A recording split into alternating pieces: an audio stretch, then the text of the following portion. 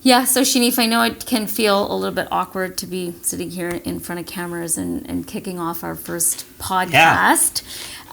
But the reason why we wanted to really do this is because we wanted to share with people information about what is happening within our own business. So Right. why is it that we've decided to do the things that we're doing at Planted, but also to really answer sort of like a larger call around what we see happening in the skincare space, which is really a lack of transparency in what's happening in formulation, what's happening in ingredients, how things are sourced, and to really bring an awareness to the everyday consumer. So the person who's like buying skincare, thinking about buying skincare, maybe has been on this journey for a long time. So how are we providing information that can be useful to all of those different individuals, not necessarily people that are, customers of ours, but people that are just out there actively searching for information about what's going on in the space. And I think as, a business owner, we often hear that people want to hear more about founder stories and journeys and, what motivates you and why are you doing the thing that you're doing. And so we want to, share a little bit of our personalities and kind of what we all bring to the space and hope to spark really interesting conversations and also be here to listen to people in terms of like what do they want to hear more of or how can we really show up for them in terms of what they're thinking about in the cosmetic space and beyond. Yeah. And for me, it's a learning journey. I'm somebody that asks a lot of questions. I like learning. And then, that's the journey I'm on. So being able to learn more about the evolution of skincare, what are some gaps that are existing, and what is needed versus what harm are we creating by creating a need that doesn't need to be satisfied. Yeah, and I think we will touch on this, but we're seeing a lot of stuff going on in the skincare space where people are moving towards less is more, and then we see a lot of people moving towards like a more is more, and like why are all these things happening out there? What is the marketing around it, the psychology around it, exploring a little bit of the negative side that we have in terms of like reactionary purchasing and over purchasing things you don't need, and really talking about it from like how do we really look at to what you just said, making sure that we're meeting people where they're at and filling in any gaps, but certainly providing products that we feel are safe for them, safe for the environment, and not doing any harm to animals at the same time, and looking to kind of really fill what people call the clean beauty space with products that really actually are coming from an authentic place and not just stuff that we're putting out there to market because people are now starting to look for it, but because it actually fits the bill with what people need. Yeah. Would you have thought that when we first met at Lush and then I left and that you left that we'd find ourselves here in conversation about being in business together, owning a skincare company? No, I didn't think that after leaving Lush, I would work in product again. So shifting into service was where I thought I would be, but not in product. Why do you think that is? I think for me, it was more, I lost faith in the industry itself. And I was seeing espoused values versus the values in action. And I just kind of lost faith and I couldn't see myself going back and selling product. And was it just my lovely face that drug you along? Your belief, the work that you did, the connections you had in industry, but just in partnerships as well. And knowing that there was good behind the company. Oh, that's nice to say. Yeah, I think for me, I definitely did not see myself transitioning from a cosmetic brand into another cosmetic brand. So the last 15 years that I was at Lush, of the 24 years that I was there in total, was really working on the impact space in the business, particularly the philanthropic initiatives, so the work we were doing through our charitable giving and our ethical campaigning, and got to learn a lot by being in that space, and then sort of kind of transitioned out of Lush thinking, okay, that's where I want to be in. I want to continue to stay in philanthropy. I want to continue to stay in impact. So until, having had several conversations with Sean, who, as we know, is the other co-founder of the business, I was sort of like, okay, maybe I can take all of that learning from, the work that we did at Lush and beyond and kind of pull that into something from the ground up, but you're bringing, decades of experience into that you kind of are moving at a different kind of speed and pace because you've already got to learn a lot about what you would do differently if you could do it again. And so I think that was sort of a bit of the, okay, I could kind of be a bit more of my own boss and be more directional in what I'm doing, but certainly didn't have any intention on doing that myself either. Definitely an appeal of being your own boss and being in control of the decisions that are made and not made. That's definitely appealing. And being more on the customer and staff side, I think I saw different sides of the cosmetic beauty industry that wasn't appealing. And here it doesn't feel the same way. It feels very organic, it feels very real, and it feels connected to the end user, which at the end is what feels good. The end user. The end user, the person that puts the product on their skin. Definitely. Okay, that being said, what's your favorite product and why? Where? Here, at Plant. What's your favorite planted product and why? I'd say to choose is hard because it changes based on my mood. Calm is definitely the one I will gravitate to if I can't sleep or I need just to calm my senses down. But I'm really, really loving ritual because of the warm sense, and it reminds me of ceremony, but it's not performative. It's just different memories that it invokes for me. That's what I love. And having said that, the new formulation of love with the neroli, that's just beautiful as well, because it's the citrus, but it's magnolia, it's neroli, but it's not roses, which you normally see, damask or other. And I like that it's different and it's floral forward, but it's also citrus balanced as well. Nice. So I can't say that I've got one. It's depending, definitely 3. Yeah.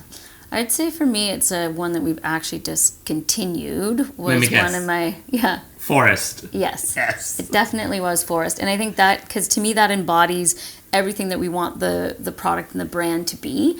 So we want obviously to use quality ingredients in the product. We want to ensure that we're not doing any harm across supply chain, but how do we bake impact into what we're doing as well, and being intentional around the producers and the people we're working with.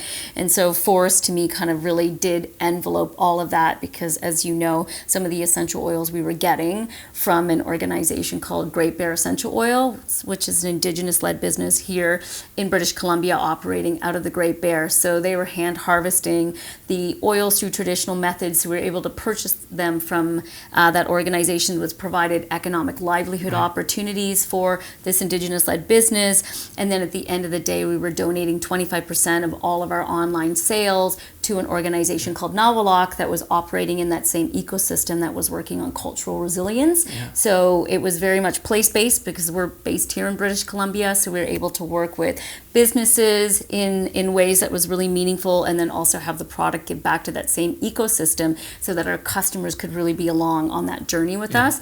And I also loved the smell of cedar and pine and being out in a forest right after it rains. Like that's the kind of feeling you got when you put that product on. And so it didn't make the cut to the final 6 when we were like, okay, we need to go to shelf in store, and nobody wants 8 products times 2 SKUs. We had to make some decisions there, and then part of, I guess, made that a bit easier for us was that company that was producing the essential oils actually was closing their doors.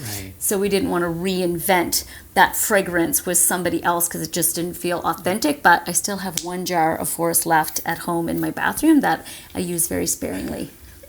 I haven't opened my last jar. It's still sitting in my bathroom. It's just a memento. I've hidden it from my husband, so it's just me that gets to smell like it. Yeah.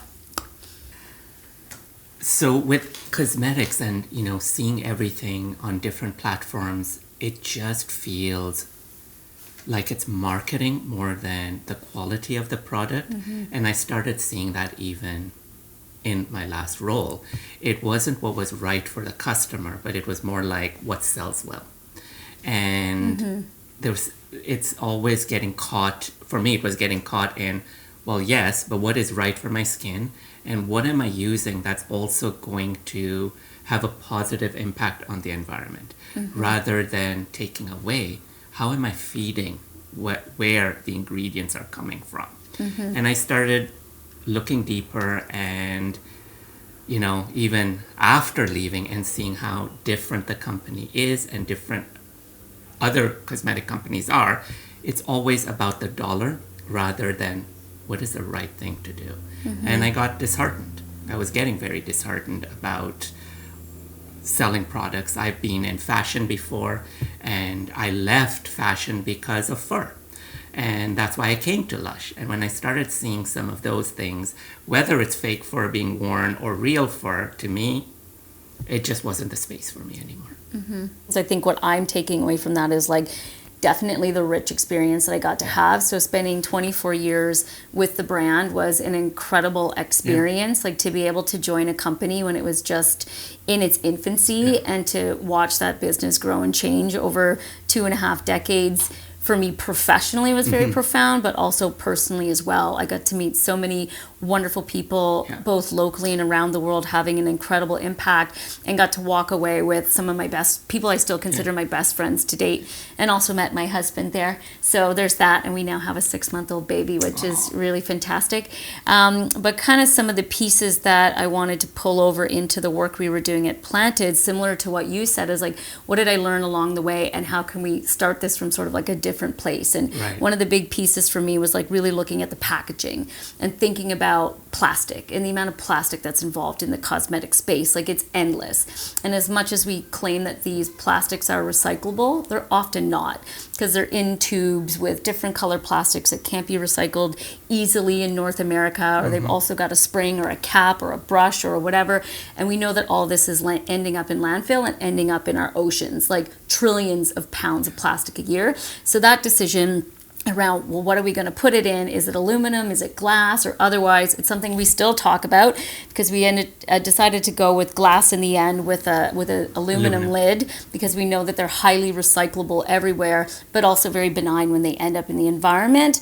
The one sort of like piece for us is that glass is very expensive, so you have a bit more of a carbon intensity there. So I think as we kind of like continue to learn about evolutions in packaging, which I'm very excited about, like things like mushrooms or jackfruit or all these other products that are being turned into packaging, as we see how those kind of test and move along, it'd be really exciting to see how we can transition from something that is heavier like glass, but being in a company that from its infancy can have these conversations and dialogues, partner with other people, and it be more of co-opetition around how we move the space forward together collectively, versus we're always in competition with these brands doing this and we need to try to keep up and meet the trend. It's like, well, what do we need to do that's really going to serve people, animals, and the planet into the long term? And that's just kind of one example, but we made that same commitment when we looked at using organic, fair trade, regenerative ingredients, local ingredients. So yeah, it's really great to kind of bring that sort of collective history into the business along with yourself and some of the other sort of founders, because I think all added up, it's like 100+ years of experience in the space. So we've got all that kind of historical stuff to bring with us, but we're also looking at like what's new and what's current and what are people wanting to put on their skin and why, which is kind of part of why we're starting to have these conversations, so we can share our journey, but also to continue to learn as the skincare space evolves. And I think that's important, that continuing to learn, because we're small and we're evolving, we're willing to learn rather than doing what's already being done. So the innovation is possible.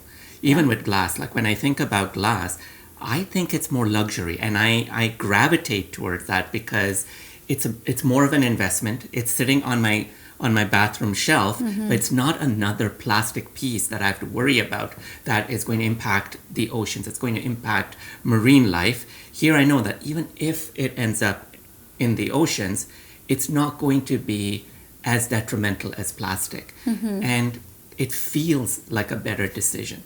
But even speaking about plastic-free or less plastic, even our samples, that took us a while to source the correct sample packaging, because we didn't want to use plastics.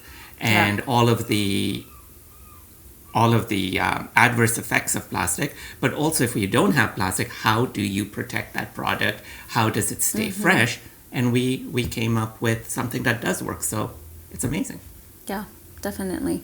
Yeah, it's interesting when we think about what do we wish people knew about ingredients, because we literally just lived this firsthand when we did some focus groups for our new facial care range that we're looking to launch next year. So we've been working really hard behind the scenes, choosing, again, the best ingredients, working with the best suppliers, baking an impact into every product sold. But when we took the product out to focus groups and kind of really shared the story of where the ingredients were coming from, our intention around choosing them and who to work with, and then their intended impact on their skin, it was kind of really shocking to hear how little people think about ingredients at that sort of deep level when they're buying a product.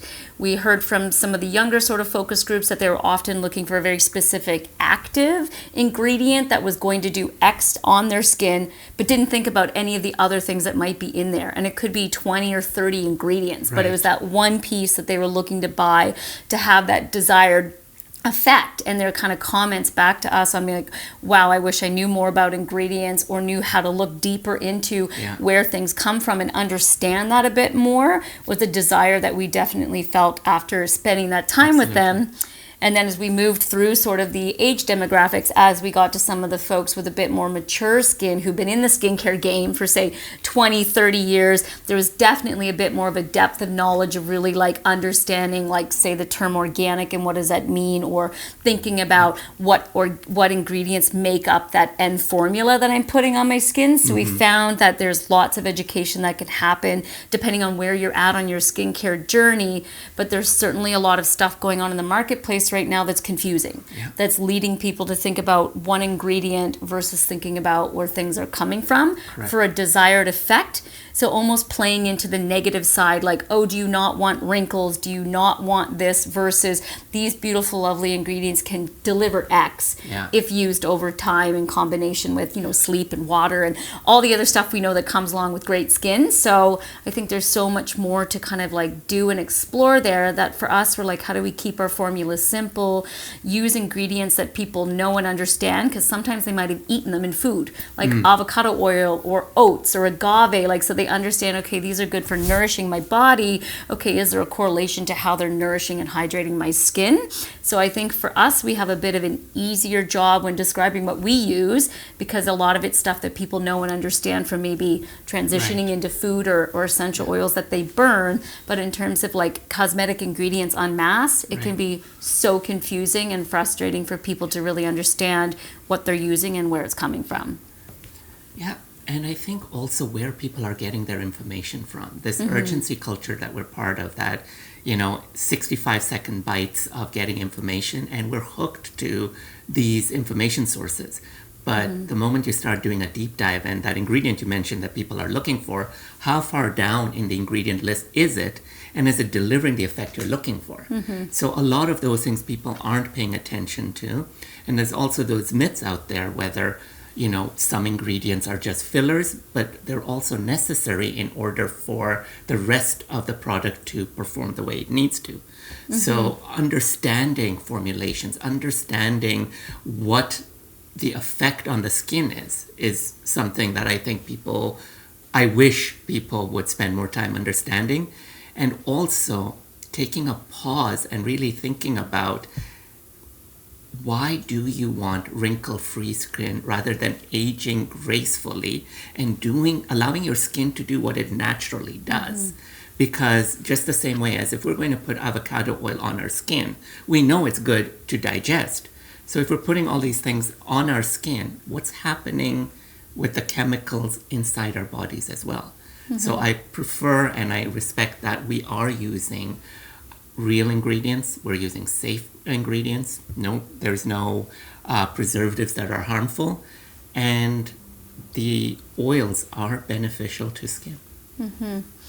Yeah, and I think what we're seeing too right now in like culture en masse is there's two things happening. There's people that are leaning towards less is more. I want to get very stripped down with what I'm doing, with my routine, with the things I'm using. And then we're seeing another side of that where it's more is more. Right. And where we're seeing the more is more happen is the everything shower. But it's also like kids under the age of 15 13-year-olds going to Sephora spending $200-300. I'm not saying anything against Sephora and the products, but there's this culture of marketing towards younger people around using products that actually their skin doesn't need yet. It's for a more mature skin, and so they're choosing additives and actives and things like that we're hearing a lot about the potential harm that's coming from the use of these over a prolonged period of time. And so it's like, how do you support people that are on the younger end of their journey in skincare to maybe have a few things that make sense for where their skin is at, to keep it clean and to keep it healthy at that stage, versus over marketing products that you have younger kids using things that are potentially harmful to them in the long term. And so it's like, it's kind of going in these two sort of different directions. So sort of thinking about how do we responsibly move forward and talk about our products, the ingredients, and who they're beneficial to, so we don't get caught up in people just running out to grab something that's not actually right for them in the long term, even though they are generally good ingredients for all skin types. But for example, say you have something like rosemary or lavender essential oil, like you mentioned Calm, which are two of the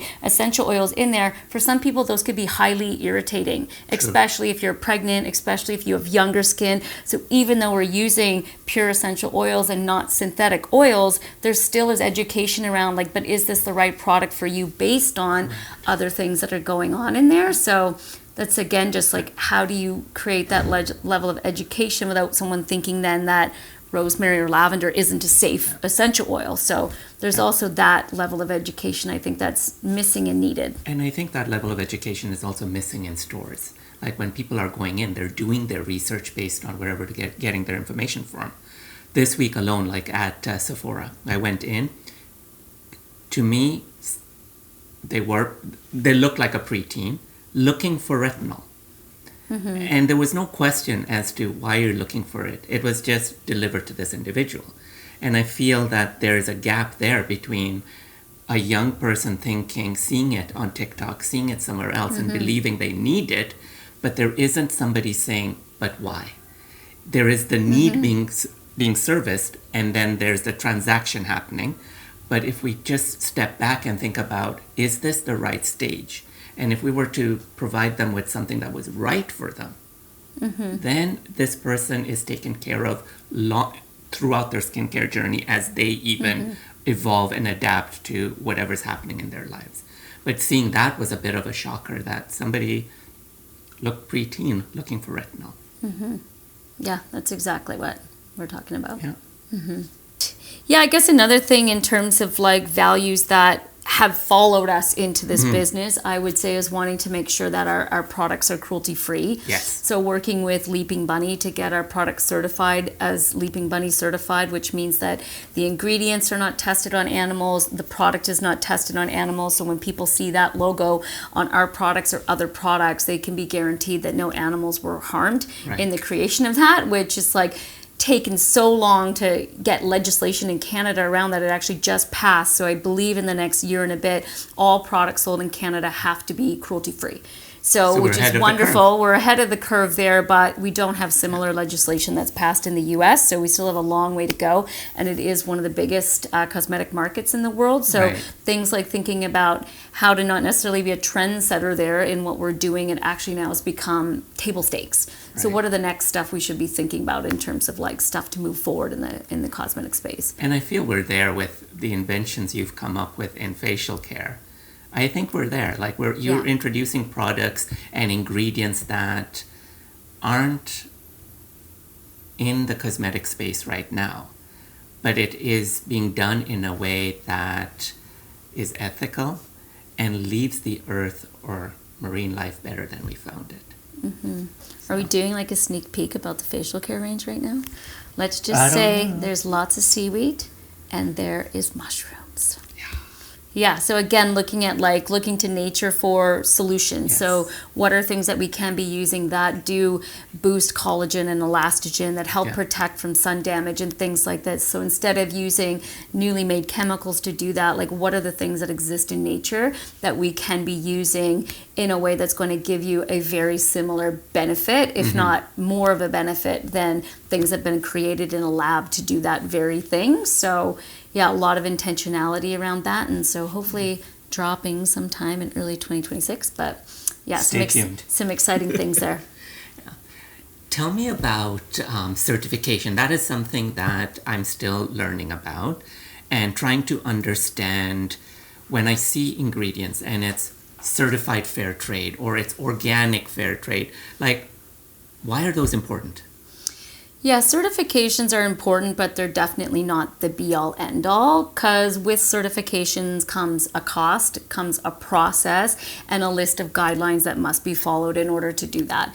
So when you see something that's certified fair trade, you know that both the health of the environment and the health of people was taken into consideration. So there's a certification body that goes around and manages and regulates that, but that could be a very expensive process. So if you're a small producer, you may be doing all of those things. You may be growing without harmful pesticides and making sure people are paid well and taken care of, but you can't afford the organic certification process. So sometimes it puts those smallholder farmers and producers at a bit of a disadvantage. But when you see that showing up on a label, you know that that's what it means. So Right. from a fair trade perspective is yes, they were thinking about the health of the planet and they were thinking about the health of the people involved in producing that. Yeah, but then to the other side of that, there's lots of logos and things that are showing up on labels that don't have the rigor behind the certification. So something like 100% natural or certified clean beauty, that actually doesn't mean anything. Is there a body that certifies clean There's beauty? no body, there's no framework for that. It's just become sort of marketing and buzzwords that people use. So anyone can use that. So when you're looking at some of the sort of certifications that you can kind of hang your hat on in terms of like really knowing and understanding there's a certification body, something like Leaping Bunny for cruelty-free, certified organic, it talks about the inputs that went into making it, so you know there's no pesticides or other harmful inputs that were put in there. And then certified fair trade means taking care of the people as well as the environment of where they've grown into. Those are sort of the top kind of three that you see. And then there's other ones like certified safe or dermatology tested. Like there's just different ones that don't have one person to test it. Yeah, the amount of rigor that goes into these other certifications. But again, that doesn't mean if something isn't certified organic, it also wasn't produced in a way that would meet those certifications. There's just too many hurdles and costs involved for the producer or the person manufacturing the product to go after those certifications. And with supply chain, it seems like, as you know, things are more complex than they've ever been in the world. And I find Planted is doing not necessarily what is easy to do, but what is right to do, including the sourcing of our essential ingredients. What went behind that? So I joined after all the ingredients were chosen, but a lot of work went into choosing avocado oil, where it was coming from, the fair trade cocoa butter that comes from West Africa. What went behind choosing the ingredients and where they were coming from? It's a great question. I think initially when we were looking at the choice of ingredient for that hand and body formulation is like, what do we think is going to perform the best on skin, but also be a luxury product, like an everyday luxury product. So the choice of sort of like an avocado oil versus maybe an almond oil or an olive oil really came down to avocado oil being very similar to the sebum that is produced on the surface of your skin. So that sebum, for anyone that doesn't know, means the oil that's produced on your skin. So avocado is very similar to that. So having the choice of avocado meant we knew it was going to absorb really quickly and help with that non-greasy feel, and also just be a little bit of kind of the elevated space of what other people were using instead of like an olive oil or an almond oil, which can be a bit lighter. So we wanted something that was rich and luxurious. And then we looked at sort of like places in the world that had less conflict with avocado oil, and making sure we were choosing organic, ensured that we were making sure there wasn't any pesticides or chemical inputs into it. And then we worked with other trusted suppliers that through previous connections to be like, what would be the best, either if we're not buying direct, what would be the best distributor to work with. Not a lot of people can afford to go direct. or it's too complicated to do that. So then finding trusted distributors to purchase from can help and aid in that, which is what we did for choosing of the other materials as well, was to work with trusted distributors in terms of that, because our volumes are still pretty low because we're a small company. So for people looking to kind of get into the space, if you can't go direct or it's not local, finding trusted distributors that do have certifications that they follow and commit to and do their own audits and stuff is a good direction to go. We are small, but we're in over 200 door fronts in Canada and growing. This is So true. that is also that within Small is relative. I small guess. is relative, but we're doing it organically rather than moving too quickly and then having to backtrack on things. True. We say this now. We'll see what happens. We'll see. Okay, well, Shaneef, it was really great sitting down chatting with you. Yeah, this was a good time. I know we get to work a lot together Yes. every day, but to be able to kind of take ourselves away from the laptop and the Zoom screen and the day-to-day tasks that we have and just kind of really sit down and chat about like what it is that we're up to, why we're doing this together. It's been great chatting, and thanks for sharing a bit about your perspective, and I look forward to being back on this pink couch with you again really soon. Back on the pink couch soon.